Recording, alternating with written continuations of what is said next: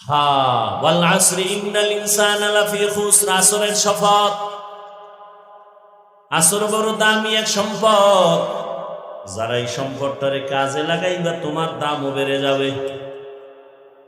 কেমন দামি সম্পদ পরে বলি, সময় থাকলে। সামনে আল্লাহ কি বলতে চান সেটা শুনি। আল্লাহ বলেন ইন্নাল ইনসানা লাফি খুসর, নিশ্চিত সমস্ত মানুষগুলো জাহান্নামে যাবে। কসম খাওয়ার পরে কথার গুরুত্ব বাড়ছে না? কিন্তু এরপরে আবার কয় ইন্না, নিশ্চয়ই। আবার কয় লাফি, লামতাকিদ, আরো নিশ্চিত। সব মানুষ জাহান্নামে যাবে, জাহান্নামে যাবে, জাহান্নামে যাবে, সব।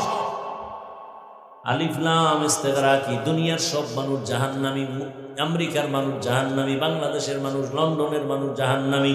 এক কথায় দুনিয়ার সব মানুষ জাহান্নামে যাবে। তবে যেই মানুষটার মধ্যে 4টা গুণ থাকবে তারা জান্নাতে যাবে। কয় গুণ? ইল্লাল্লাযীনা আমানু ওয়া আমিলুস সালিহাত ওয়া তাওয়াসাউ বিল হক ওয়া তাওয়াসাউ বিস সবর। ভালো করে খেয়াল করেন, প্রথম 2 গুণ, 1 নম্বরে ঈমান, দ্বিতীয় হলো আমল। ঈমান আর আমল।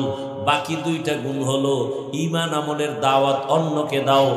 4 নাম্বার দায়িত্ব, ঈমান আমলের বিরোধিতা যারা করবে বাধা দাও। সৎ কাজের আদেশ দাও, অসৎ কাজে বাধা দাও। তাহলে 4 গুণওয়ালারা জান্নাত পাবে। প্রথম 2 গুণ ঈমান আর আমল, এই 2 গুণ হলো আল্লাহর হক। কার হক?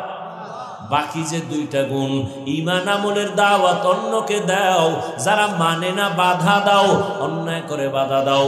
বাকি 2টা গুণ হলো বান্দার হক। আল্লাহর হকে কমতি থাকলে আল্লাহ মাফ দিবেন। বান্দার হক যদি নষ্ট করো, বান্দা ক্ষমা না দিলে আল্লাহ ক্ষমা দিবেন না।